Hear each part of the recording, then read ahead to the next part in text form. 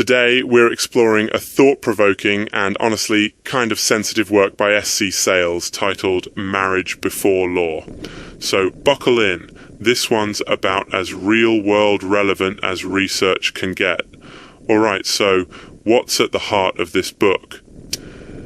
S.C. Sayles takes on a massive question, one that affects all sorts of people in every corner of the globe. How do religious concepts of marriage interact with, or sometimes even collide with, the legal systems that govern marriage? Yeah, it's not just a matter of who can get married, but really gets into the guts of stuff like divorce, ethics, pastoral responsibilities, church discipline, and honestly, how law and faith either support or challenge each other when it comes to people's closest relationships. Why does this matter for everyone listening? Well, whether you're part of a faith community, a member of the clergy, or just someone who's ever thought about how marriage gets defined and controlled, these debates shape our families, our societies, and even, our most private ethical dilemmas. Understanding where these rules come from and how they developed might just give you a whole new perspective the next time you hear about, say, a controversial divorce decision or a church discipline case. The author is crystal clear from the start. This isn't legal advice, pastoral counselling, or a one-size-fits-all manual for clergy or anyone making tough decisions about marriage. The book is for education, discussion, and, deep reflection. What's inside the book? The author weaves together theology, history, and ethics. No easy feat. Sayles goes back to sources like historical church figures, traditions, biblical interpretations, and legal developments. And here's the important bit, never presumes that what the church said in the 15th century or like what a modern government rules today is automatically correct or should be applied universally. There's a lot of emphasis on local context, discernment, and, common sense. Let's break that down a little. The book dives into how the church has handled big issues like divorce or failed marriages through history. Sometimes the church was stricter than the state, sometimes way more lenient.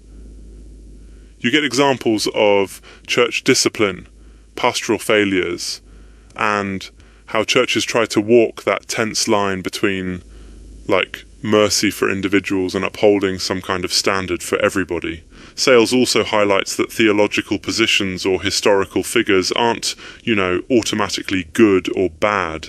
They're just data points in an ongoing debate. And the research, well, it's fair to say this is more a work of complex, nuanced thought than empirical data gathering.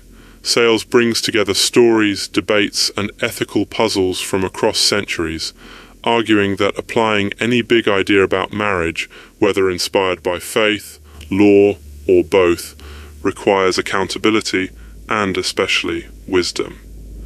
The real world is messy, and our decisions have real consequences. There's no shortcut. Maybe you're wondering, so what do I do with all this? The author would say, and I think this is key, that every reader, every faith leader, every policymaker has to use their own judgment. No book, including this one, tells you exactly what to do. It gives you themes, history, and ethical frameworks, but not a recipe. And there are warnings everywhere. Don't ignore laws, don't minimize wrongdoing, and, don't forget that protecting people is always priority number one. We're reminded again and again that everything here is for reflection.